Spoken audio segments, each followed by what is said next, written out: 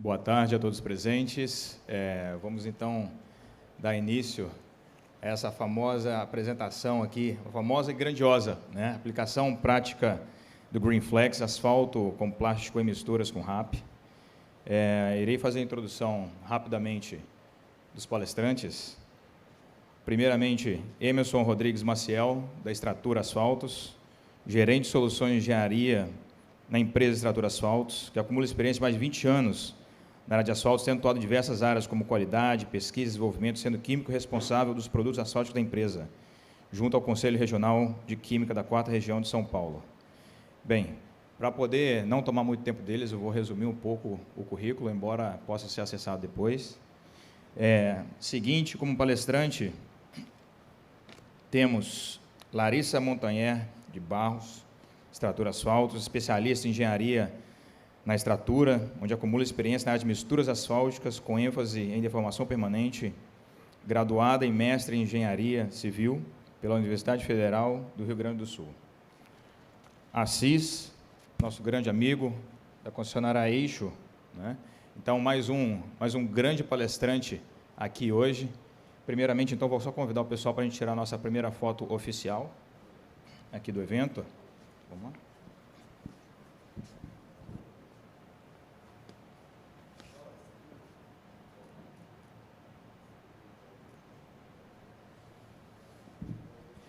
Bem, então, passo a palavra ao primeiro apresentador, Emerson Maciel. Obrigado, Rafa. Boa tarde a todos. Prazer de novo estar aqui com vocês. Parabéns ao pessoal da organização.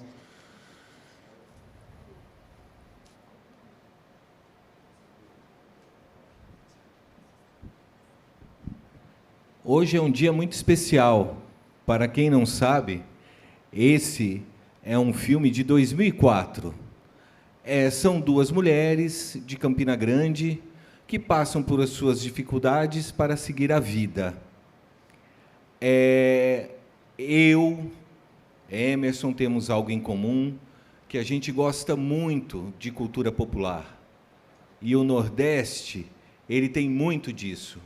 E hoje nós não podemos deixar de desejar a todos vocês um feliz dia do folclore, e eu peço uma salva de palmas para esse grandioso dia.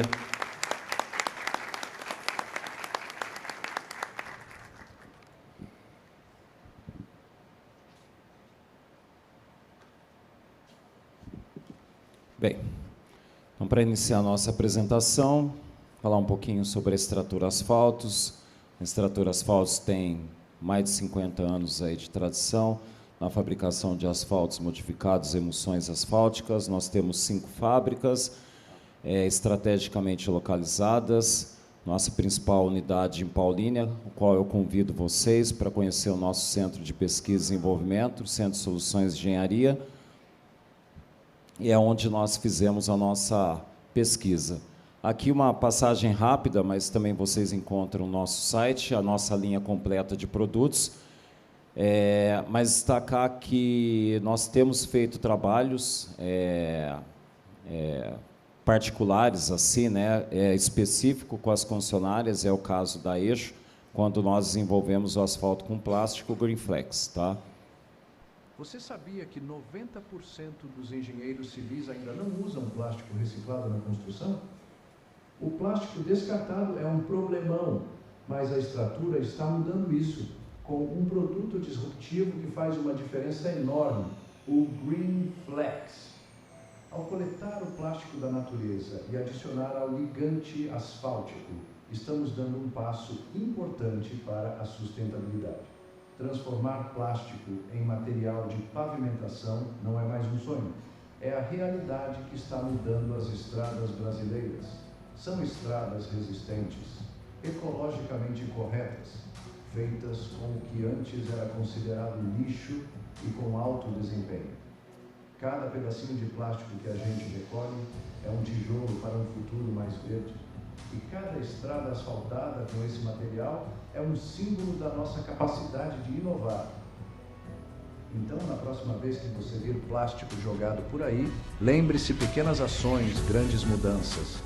Vamos juntos pavimentar o caminho para um futuro mais sustentável e brilhante. De lixo à estrada, a revolução do plástico começa com você. Greenflex, o novo asfalto modificado verde da Extratura.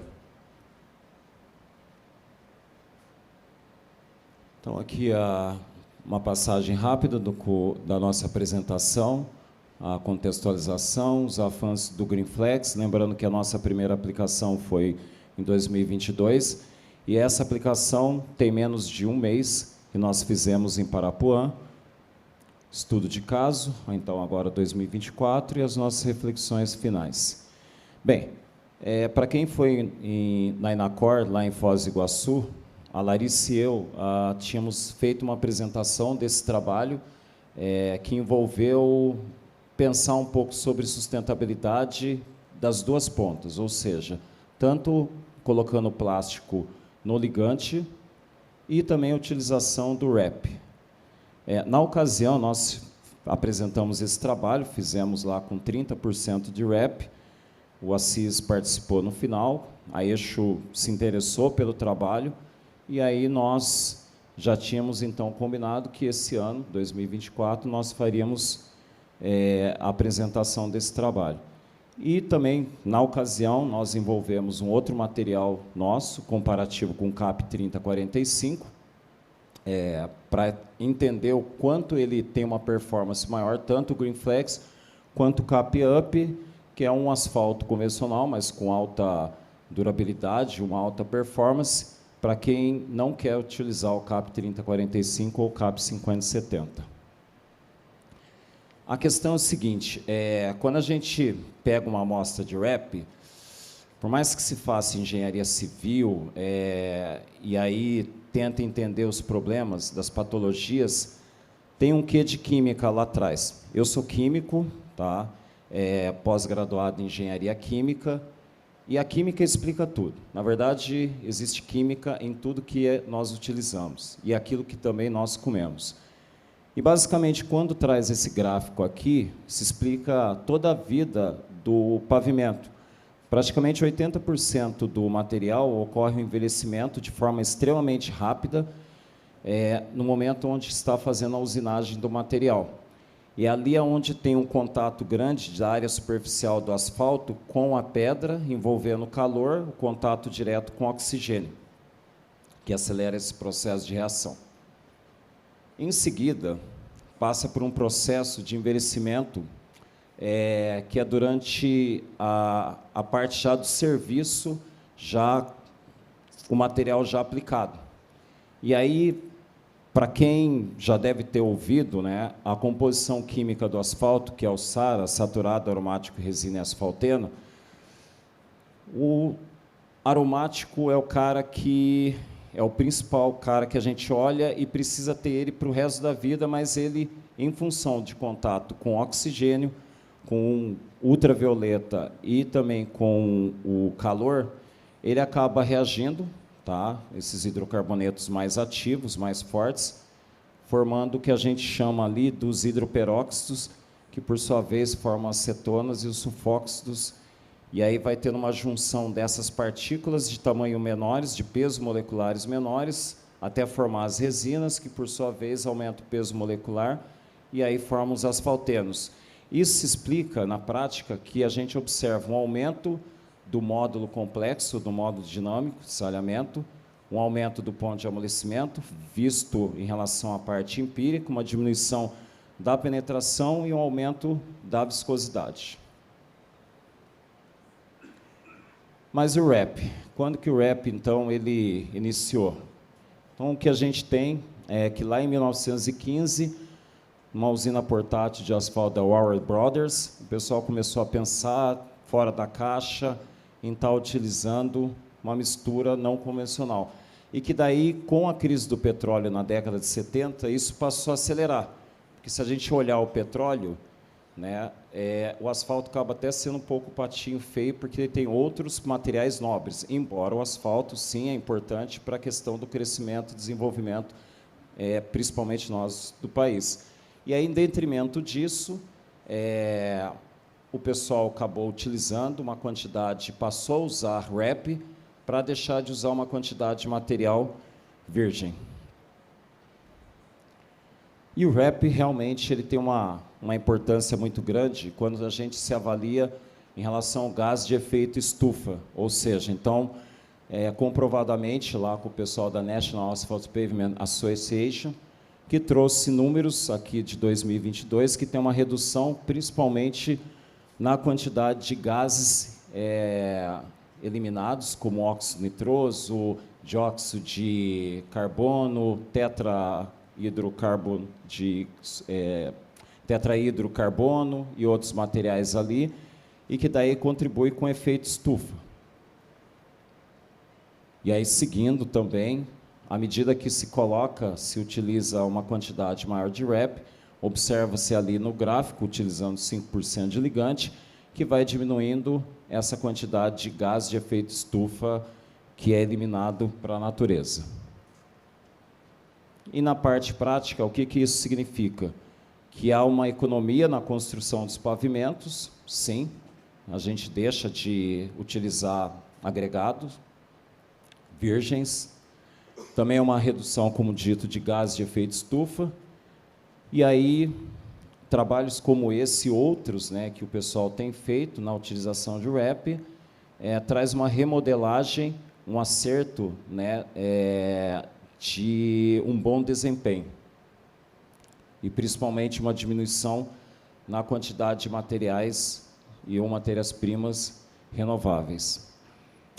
Quando a gente começou a trabalhar com esse material, o que chamou a atenção na nossa pesquisa é uma parte que não está aos nossos olhos e que já é comprovado cientificamente, que são as micropoluições. Então, imagine que se nós tivéssemos que passar um espectro no corpo de nós, certamente alguma partícula de plástico a gente tem.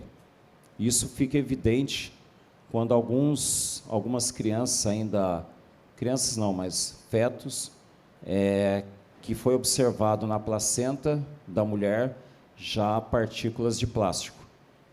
E exatamente por conta o quê? Desses animais aquáticos, de estar exatamente se alimentando ou ingerindo desses materiais que está em partículas, e isso de alguma forma carregando para dentro de nós.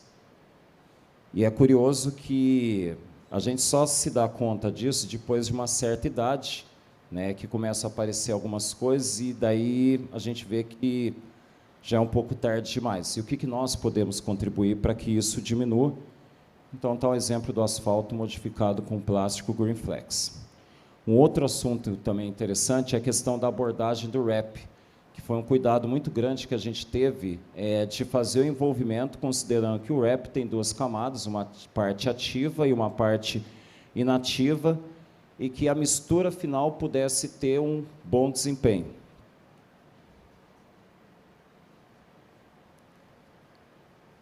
E existem algumas práticas, né, para estar utilizando o wrap antes de fazer a mistura. Tem o manual da NAPA, a National Asphalt Pavement, em que daí traz alguns cuidados que são necessários, principalmente para as misturas a quente. Para as misturas a frio, como a gente já teve a experiência do micro-wrap, né, que é o micro revestimento a frio, ainda se consegue fazer uma boa utilização, mas para o material a quente realmente é algo complexo e precisa realmente ter todo um cuidado de armazenamento, evitar materiais não asfálticos, gorduras, vegetais, etc. e tal. Aqui agora eu vou passar um pouco a palavra para o Assis, que vai começar então a falar sobre a parte que já envolveu a eixo, tá? Relacionando de um lado aqui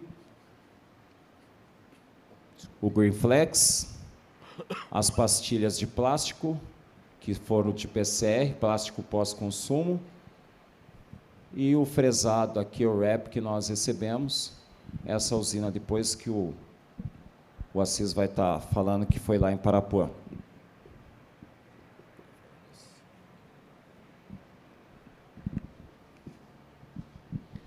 Bom, gente, basicamente, nós temos aqui uma configuração de como que é a produção desse REP, passando, né, passando pela sua fresagem do pavimento, indo para um beneficiamento na nossa usina, e, a partir desse beneficiamento, entrando num anel externo, que eu vou poder falar um pouco ali na frente, que pré-aquece esse material fresado beneficiado, né, através desse peneiramento, e para enquadrar na nossa faixa granulométrica.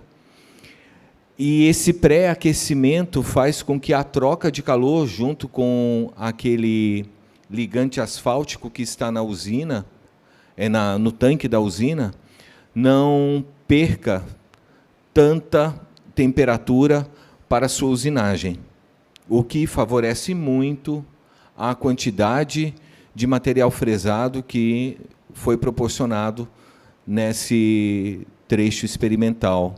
Esse trecho experimental tem uma novidade em relação à primeira apresentação, que eu dizia toda hora, não percam, né? Não percam quinta-feira, porque lá a gente tinha feito o primeiro trecho experimental ali no município de Rio Claro com 1,5% de plástico, somente isso. Agora, nós multiplicamos isso por 4, são 6% de plástico.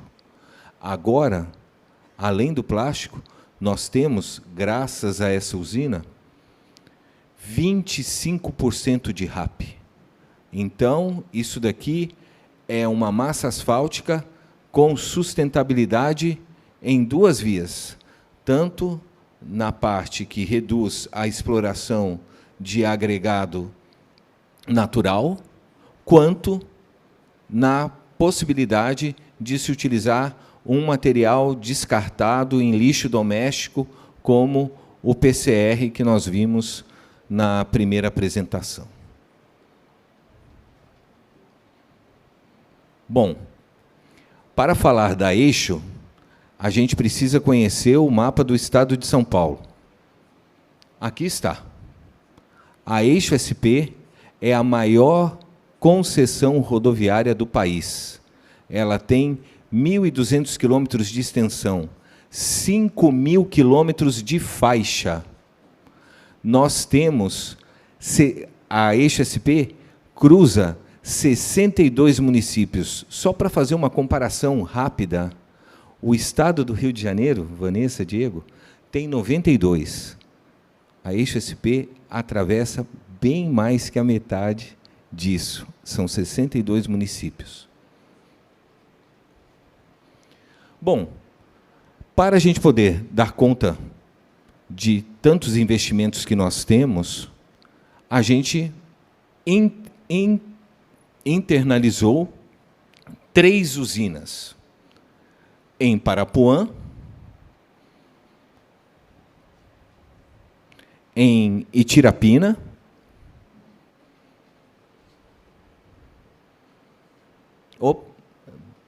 e Paraguaçu Paulista. As 3 usinas são usinas da Inova, da Ciber, da Inova 1500, tem uma capacidade, então, de 150 toneladas hora, nominal, e tem um anel externo com capacidade até 40% de RAP. Esse anel externo, como eu disse, é para poder pré-aquecê-lo antes de entrar exatamente no tanque que mistura na usina. Quando se fala em usina, a usina, nesse caso, é um sentido muito mais amplo. Não é apenas isso daqui. Claro, compreende os tanques da usina e compreende a usina propriamente dito para misturar, né, todos os agregados com ligante. Mas a gente precisa ter um pátio que consiga armazenar esse RAP de maneira adequada, sem ele ter contaminação, sem ele ter problemas de umidade e tem que ter também um laboratório. E, além disso, é sempre bom ter o escritório para ter ali de apoio e poder fazer as reuniões e todos os estudos necessários. Bom, aqui eu vou falar um pouquinho, então, das etapas, né, do estudo. Teve, então, inicialmente, a coleta e a análise do RAP, que a gente ia utilizar na pesquisa, os outros agregados, né, PET, os agregados virgens, a definição da curva granulométrica, caracterização, né, dos agregados, do ligante asfáltico, a dosagem da mistura com o REP e as análises, né, de toda ligante e mistura antes de ir para a execução do trecho. Aí foi feita a execução e o monitoramento que está começando, como o Emerson comentou. Esse trecho ele foi feito final do mês passado e início desse, então é um trecho bem recente. Aqui só, como o Assis mostrou, né, ele mostrou um panorama geral de como é feito o processo do RAP na usina. Aqui está um pouquinho mais focado. Então, quando chega o caminhão de REP na usina, ele já tem montes separados, né, em função... Sempre é feita uma triagem. Se, por acaso, o REP está com características de base, subbase, está muito heterogêneo, já é separado, já é descartado, ele não vai para a pilha de utilização. Outra verificação que é feita é a questão do teor. Então, também tem pilhas que separam em função do teor do RAP. Então, como esse RAP já é de alguns trechos que já foram executados pela Eixo, eles já sabem que o RAP varia de 4% a 4,5% de ligante. Então, eles separam e utilizam essa faixa de ligante. Se chega, por um acaso, RAP com mais ou com menos, eles vão para outro monte e ficam separados. Mas sempre é feita essa análise. Então, é feita a análise, né? Depois que é selecionado o RAP que está com esse teor, ele passa para um britador e para uma peneira, né? Para tirar agregados maiores que 3/4, né? Então, o tamanho máximo é 3/4, o resto vira rejeito, que pode ser utilizado em outras funções, não precisa, né? Tipo, acostamento. Então, tu também pode utilizar o rejeito que fica da mistura do REP para a mistura asfáltica em outras aplicações. É tido todo um cuidado também na pilha que vai ser utilizada do REP, né? Para ficar em camadas, todo um cuidado também quando é pego esse REP que vai para a usina, para ele não pegar muitos finos de baixo, né? Ou graúdos, então para ele ficar bem homogêneo. E aqui é uma vista de cima, né, a separação dos silos, então daqui dos agregados virgens, e aqui o silo do REP, né, que tem a separação, como a Cis falou, né, que ele vai para aquele anel externo na usina. Então, foi coletado, né, esse REP lá na usina, ele veio para o laboratório da extratura, e foi feita a análise, então, para confirmar o teor, né? Foi feito o Rotarex, e a gente confirmou que o teor do fresado que chegou era de 4,5. Foi feita a análise granulométrica antes da extração. Então, antes da extração, já vi essa curva vermelha, né? Parece que o material não tem finos, porque o fino está aglomerado no ligante, mas aí, depois da extração, tem a curva azul, então tu já vê um aumento na porcentagem de finos, né, ali acima de 10. Então, é feito todo esse processo e também é feito a recuperação do ligante asfáltico do REP para fazer a análise e saber como que está, né, quando está envelhecido, quais as características, tentar ver se foi um ligante convencional, um ligante modificado desse REP.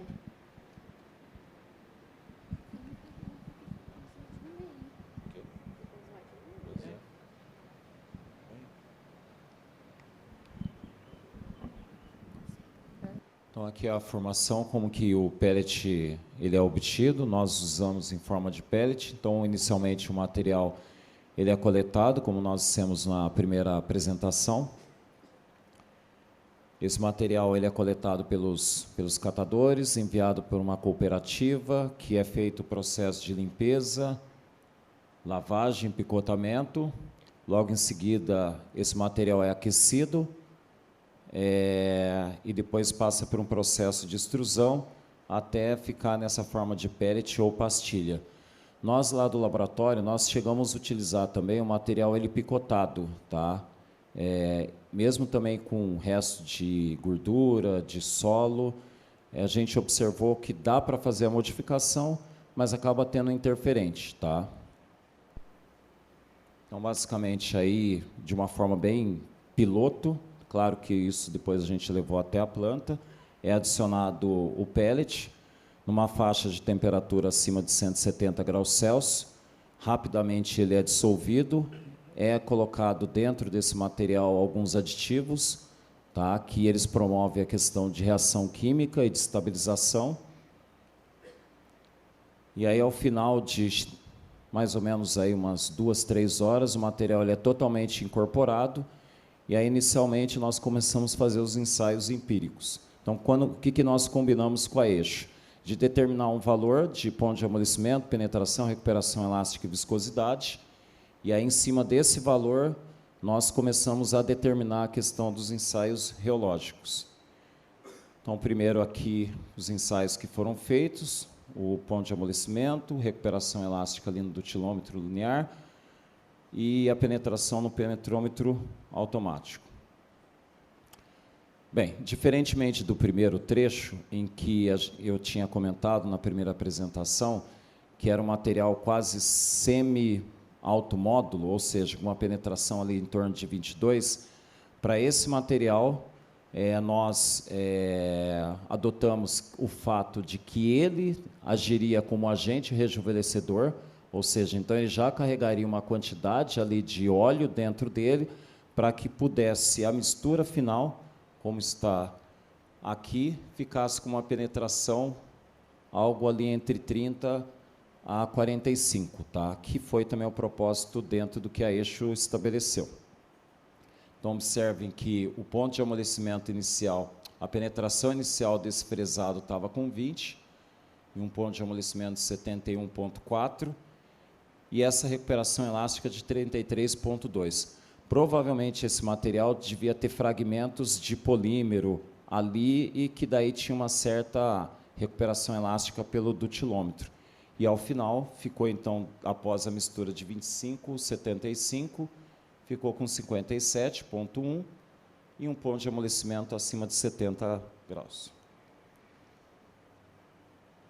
Bem, para as análises reológicas, a gente tinha como meta atingir um PG de 76, e diferentemente do primeiro material, que ele estava com menos 10, menos 16, feito o ensaio no BBR, no Beam Rheometer, esse a gente já estabeleceu uma outra temperatura, em função de estar utilizando o REP, que já estava com a penetração baixa, tá?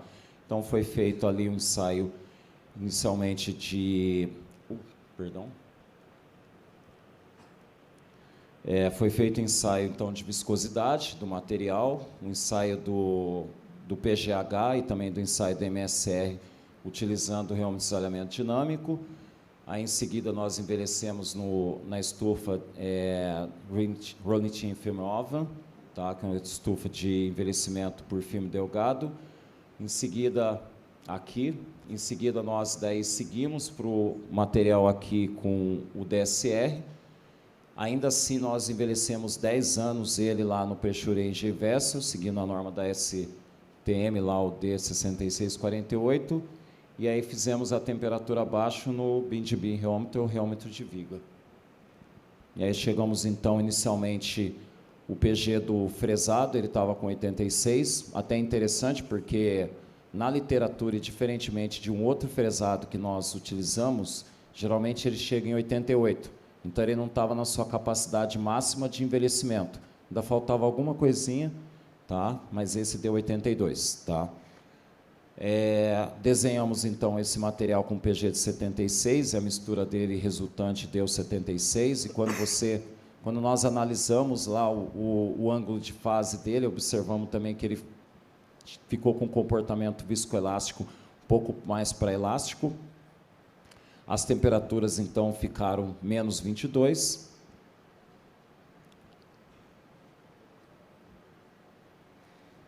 E aí nós partimos para o ensaio do MSR, tá? Que é um ensaio, então, para avaliação da deformação, utilizando os pontos de 0,1 e 3,2 kPa. E aí chegamos a um valor que todos, de acordo com o nível de tráfego, se classificaram como extra pesado. E aí, bem, qual a conclusão quando nós colocamos esse gráfico aqui para avaliar qual é o comportamento que esse ligante passou a ter, considerando que o REP ele estava abaixo da curva ali, que significa o quê? De acordo com a ASH do R92, que ele tinha um comportamento não elástico, tá? E aí o asfalto, o Green Flex, ele ali na laranjinha, ele acima da curva com comportamento elástico, que passou a ter elasticidade, mesmo empregando 25% mais 75% do Green Flex, ele ficou acima dentro da curva e passou a ter um comportamento elástico. Então, ótimo para a questão de deformação, resistência e principalmente com a compliance baixíssima ali, como vocês podem ver. E que foi observado aqui no slide anterior, um valor que deu de 0,04. Já em relação à fadiga, nós também fizemos o ensaio lá do LAS, e aí o resultado do REP que nós encontramos foi ruim, né? Ou seja, muito provavelmente ele deve ter sido retirado porque tinha trincas. E aí a utilização do Green Flex tinha daí um comportamento médio. Conseguimos manter esse comportamento médio fazendo essa mistura do 25% a 75%.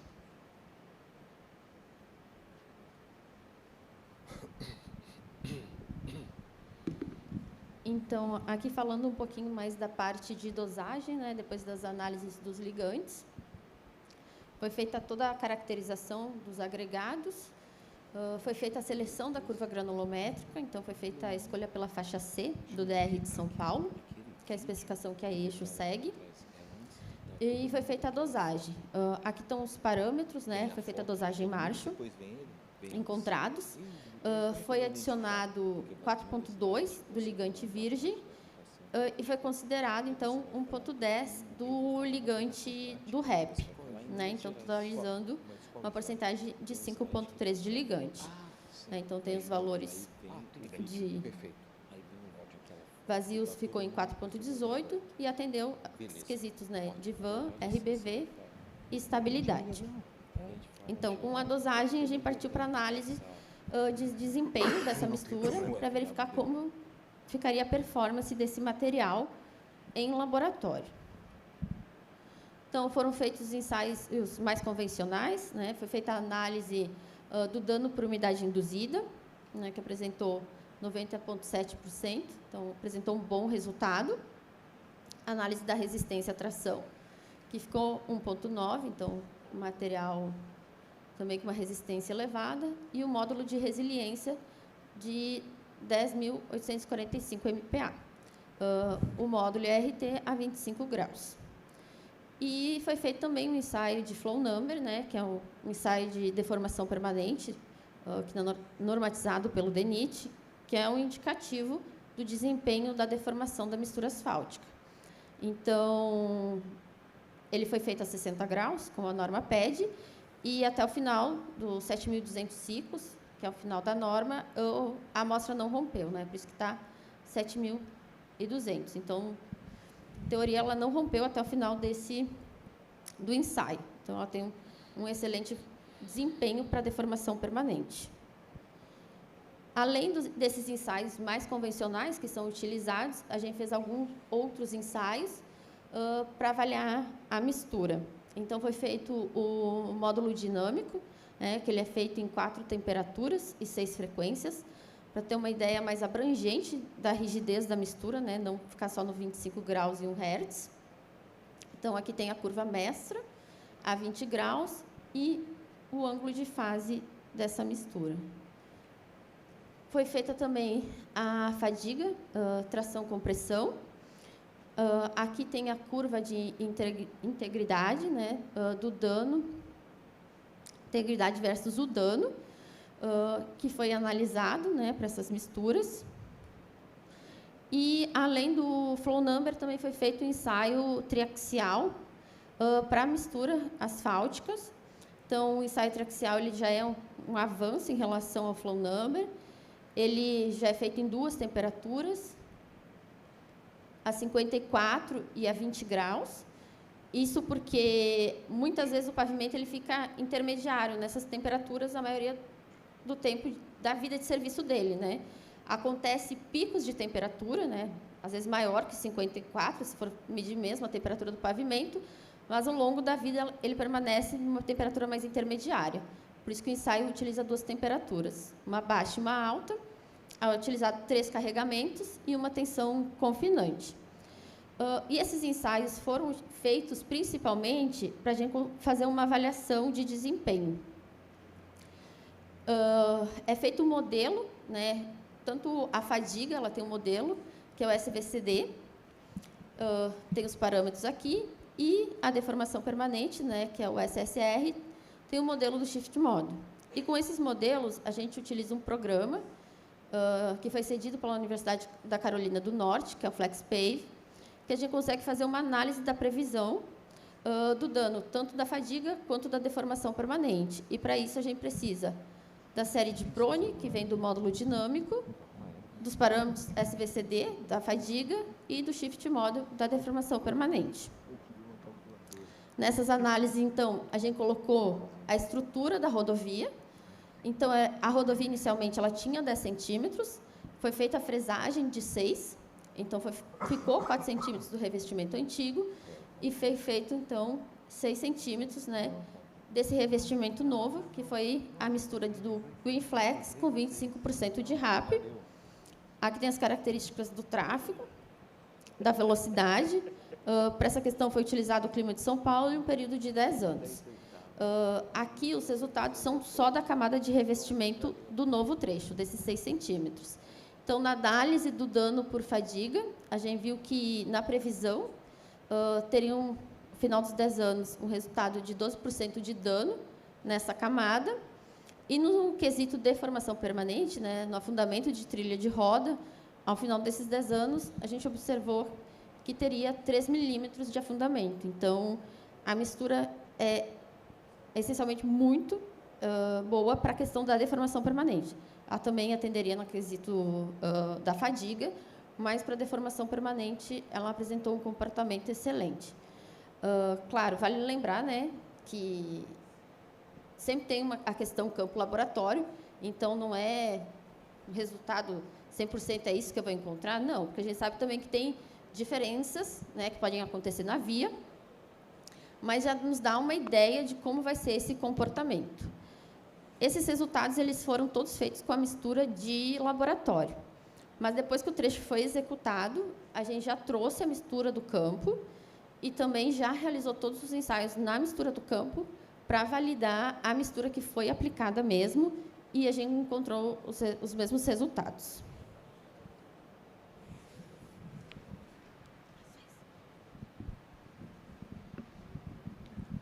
Bem, gente, o trecho experimental ele foi executado na região de Parapuã, exatamente para quem conhece, mas até mesmo para quem não conhece, só para tentar se localizar.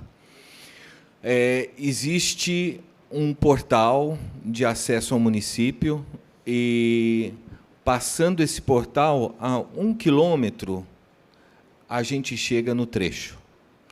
A nossa usina em Parapuã é exatamente, passou o portal, 50 metros, você dobra à direita, já está na usina. Então, antes de você chegar no portal da cidade, você já vê a usina da Eixo, lá em Parapuã. Ou seja, não foi por acaso que esse local foi escolhido. porque como era algo novo, era importante a gente ter muita atenção e muito cuidado e poder estar atento, tanto em pista quanto na usina, e ter a possibilidade de poder circular rapidamente de um ponto para outro, tendo uma comunicação bem acelerada. A gente levava, fazendo o percurso todo de um extremo ao outro, menos de 5 quilômetros. Então, estava extremamente favorável. Felizmente, não houve nenhum tipo de problema, mas a gente precisava se cercar, até por conta que agora a gente iria utilizar 25% de RAP nessa mistura com plástico. Para quem quiser visitar, tiver curiosidade, Parapuã está muito próximo à divisa com o estado do Mato Grosso do Sul, está ali próximo ao KM 590 da SP 294.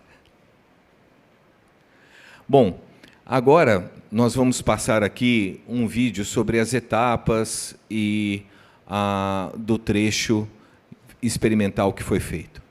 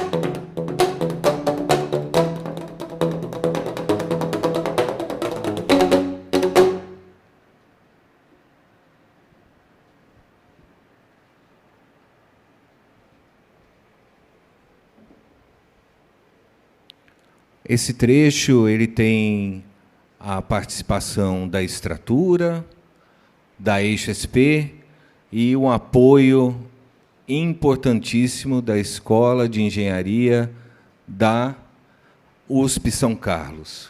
O professor Adalberto está aqui, ele esteve lá com a gente todos os dias ele estava presente com a gente, ficou, pernoitou com a gente num grande hotel em Adamantina. É que em Parapuã não dava para a gente ficar. Aí a gente foi para... Bom, vocês ficaram. A gente ficou em Adamantina. Né, professor? Classe A, né? Top. Exato. Aí foram dias memoráveis, né, professor? Muito bom. E agradeço muito todo o apoio. Temos um amigo, podemos falar assim, em comum, o Pedro. Ele trabalha na minha equipe, ele é engenheiro de pavimentos, e ele é o orientado do professor Adalberto, que vai poder falar daqui a algum tempo, daqui a um ano, talvez, a gente espera isso, né, professor? Sobre a dissertação dele e esse asfalto com plástico com material fresado.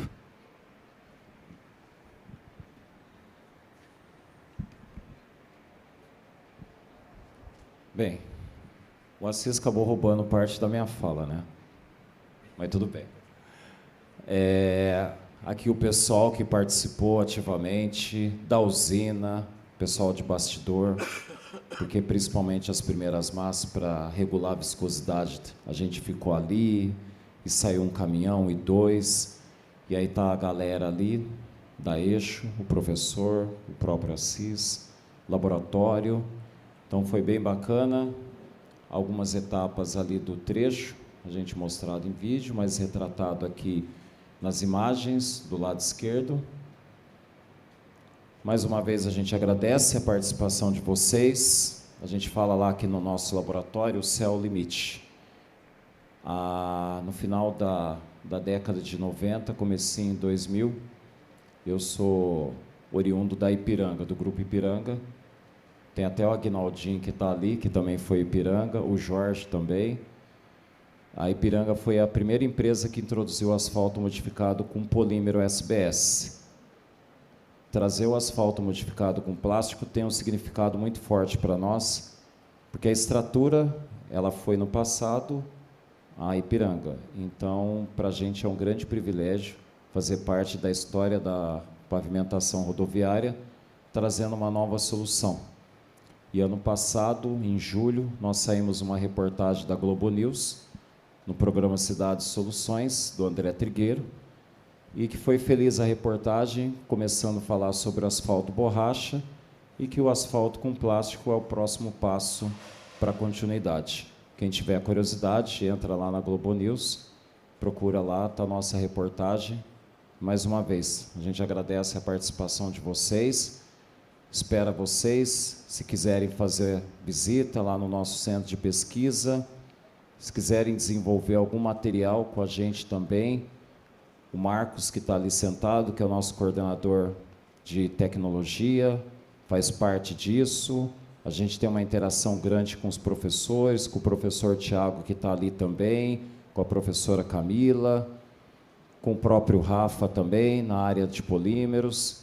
Então, de novo, a gente agradece bastante. Tá? Se você permitir, Emerson. Sim. Lá no início, tinha um vídeo daquelas três moças, com o título do filme, A Pessoa é para o que Nasce. Nós aqui, a gente, é para o que nasce.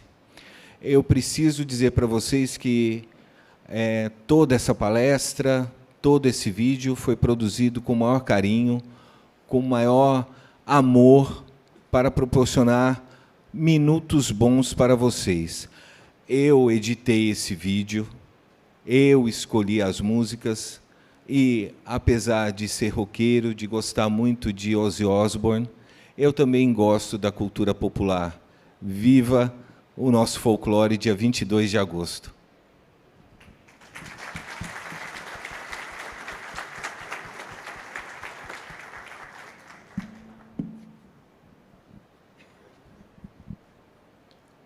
Pessoal, eu encorajo, temos ainda exatamente 10 minutos. Oi? Manda aqui, por favor. Manda, por favor, a pergunta. As perguntas devem ser realizadas aqui via QR Code, né? Pode convidar, se tiver dificuldade, pode convidar para fazer aqui na frente do microfone. Pode, a gente já tem pergunta aqui, inclusive, tá? Recebidas. Para fazer essas. Tá. Posso passar?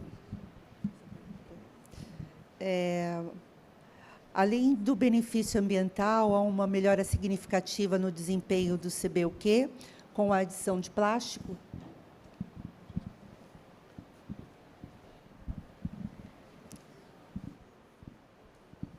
Obrigado. Tá ligado. Tá ligado. Tá não?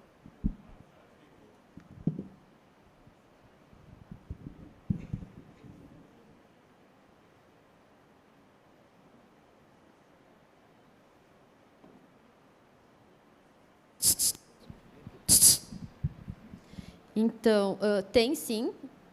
A gente viu uma melhora significativa, né, com a adição do plástico. Como mostrei nos resultados, principalmente na questão da deformação permanente. Eu já ouvi palestras de algumas pessoas que estudam deformação falarem que nunca viram mistura chegar a 7.200 ciclos sem romper. Eu acho isso um absurdo, que chega. A gente tem ligante para isso, não só com plástico, os outros. A gente tem capacidade de criar misturas, né? A gente já tem tecnologia para criar misturas que sejam resistentes, tanto para deformação quanto para fadiga. Mas a gente vê, sim, um ganho de desempenho com a adição do plástico.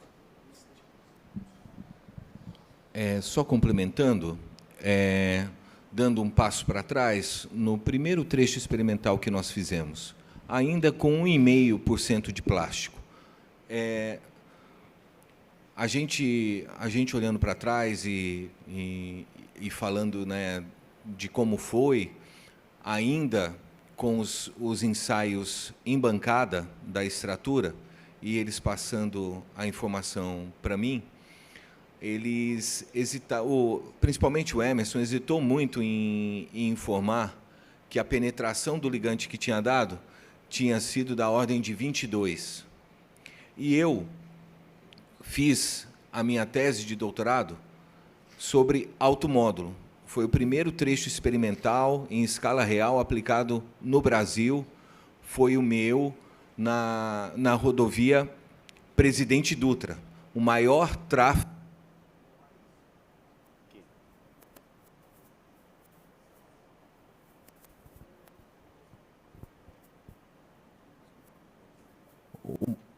O maior tráfego do país.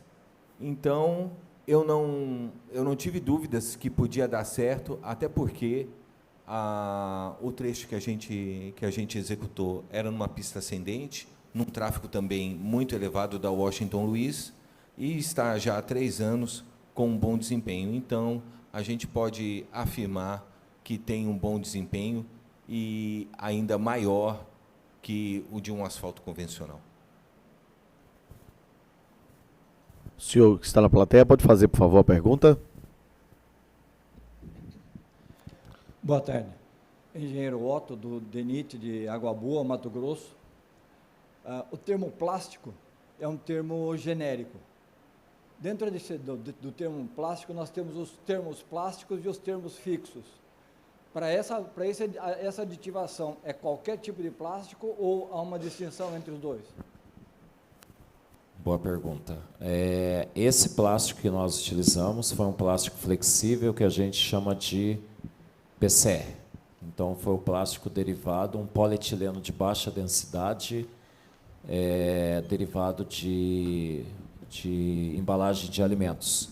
Tá? Então, não foi o caso do plástico rígido, como, por exemplo, o PVC, tá? Mas, nesse caso, foi um plástico flexível. A Graciele da Lapave pergunta quais foram as temperaturas de usinagem e compactação utilizadas. Realizaram ou pretendem fazer monitoramento de emissões no processo de usinagem desse tipo de mistura?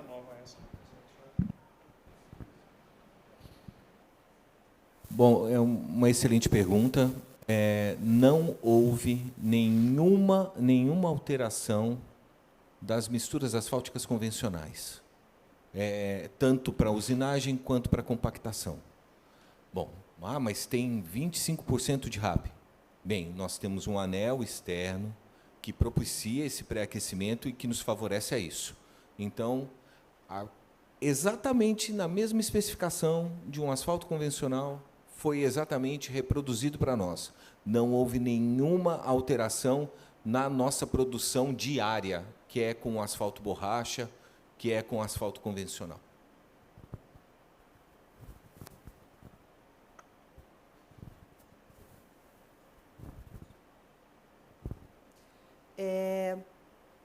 Partindo para uma análise ambiental baseada no Acordo de Paris, buscamos cada vez mais desenvolver as práticas com menores emissões. Vocês enxergam possibilidades de desenvolver essa tecnologia para as misturas mornas? Sim, com certeza. Eu diria que esse trabalho aqui é só a ponta do iceberg, porque a gente já tem outros desenvolvimentos, inclusive com aditivos mornos. Então, assim, tem mais trabalhos ainda para a gente apresentar, mas sem dúvida. Refletindo aqui, faltou uma parte da pergunta da Graziela que não foi respondida a respeito de monitoramento, né, das emissões. Sim, a gente pretende fazer esse tipo de monitoramento, até porque agora está sendo uma das nossas metas também. Então, a gente vai ter agora, né, já dá um spoilerzinho aqui, a gente já vai ter agora um terceiro trecho experimental. Já que não tem nenhuma outra concessionária que faz um trecho experimental de asfalto com plástico, a gente já vai fazer o terceiro. Aí a gente fica com 3 trechos experimentais, pioneiros no Brasil. E fica aí a provocação para Arteres, fica a provocação para Eco, fica a provocação para CCR. Amo todos vocês. A última, tá?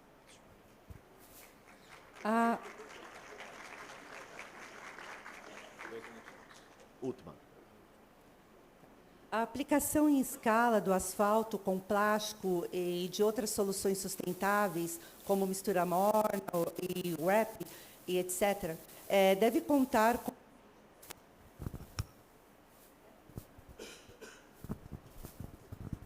Devem contar com incentivos fiscais, assim como acontece com asfalto borracha? Isso poderia estimular o uso desses produtos em grandes volumes por concessionárias, como, por exemplo? Sim, com certeza, existe todo um trabalho. Aqui a gente está falando só de uma parte técnica envolvida, né? Mas sim, a gente também já está trabalhando nesse sentido. Nós já fizemos a apresentação, por exemplo, para o Luiz Guilherme, do DENIT, que foi até Paulínia conhecer as nossas instalações. Já fizemos também lá para a Selma, da Superintendência lá da Agência Nacional de Petróleo. E a gente entende, sim, que é o próximo passo e é um produto genuinamente verde, que tem toda a parte para ter incentivo, com certeza. Entrar na pauta como um asfalto borracha. Só tem um tempo aí. Só uma complementação muito rápida. Essa resolução, ela designa asfalto ecológico. Ora, se o asfalto borracha pode ser enquadrado como ecológico, por que o asfalto com plástico não poderá? Então, por ter essa designação na resolução, a gente acha que é muito plausível a gente poder conseguir também que o asfalto com plástico esteja inserido nessa resolução.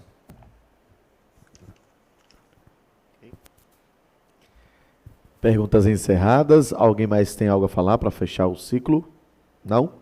Vamos aplaudir, portanto, esta palestra, a aplicação prática do GreenFlex, asfalto com plástico em mistura com RAP. Nós